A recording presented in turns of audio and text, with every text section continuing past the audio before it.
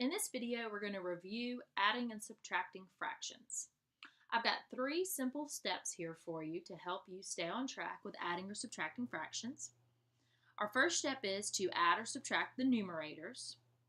Our second step is to keep the common denominator. And then the third step is to simplify if possible. And just to review, let's talk about what a numerator and a denominator is. If we have the fraction 3/5, the top number is our numerator. The bottom number is our denominator. And to add and subtract fractions, we have to have a common denominator. So let's look at some examples. Here's our first example where we're going to add 5/7 plus 1/7. We've got a common denominator of 7, so we simply just need to add the numerators. 5 plus 1 is 6/7. This answer is in simplest form because 6 and 7 do not have any common factors. When we subtract fractions, we also need to have a common denominator. Here we have 5/6 minus 1/6. The denominators are both 6, so we're good there. We're going to keep the denominator and we're going to subtract the numerators. 5 minus 1 is 4/6, and keep your denominator. And this answer is not in simplest form because 4 and 6 have a common factor, and that common factor is 2. So just like in the previous video on fractions where we simplified fractions, we always want to simplify our answers. So we are going to divide the numerator by 2 and the denominator by 2. 4 divided by 2 gives us 2, and 6 divided by 2 gives us 3. So our final answer is 2/3.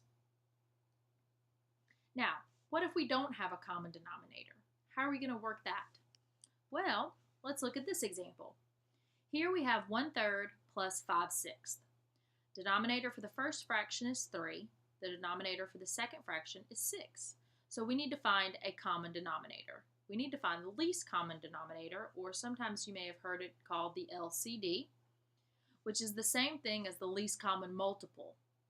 So multiples of 3 are 3 times 1 is 3, 3 times 2 is 6, 3 times 3 is 9, 3 times 4 is 12, and we could keep going. And then multiples of 6, 6 times 1 is 6, and 6 times 2 is 12, and 6 times 3 is 18, and we could keep going. But we want to find the smallest one they have in common, which is 6. So our least common denominator is 6. My second fraction has a 6 in the denominator, so I need to manipulate my first fraction so that it does have a 6 in the denominator. So I think about, all right, what did I multiply 3 by to get 6? And I multiplied it by 2. So for 1/3, I'm going to have to multiply it by 2/2. So my problem is now 2 times 1 is 2 over 2 times 3 is 6 plus 5/6.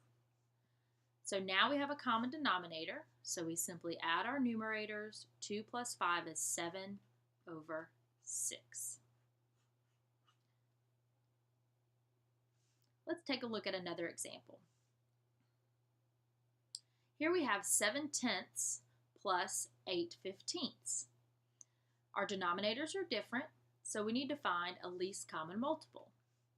So we're going to take our 10 and our 15 and list the multiples.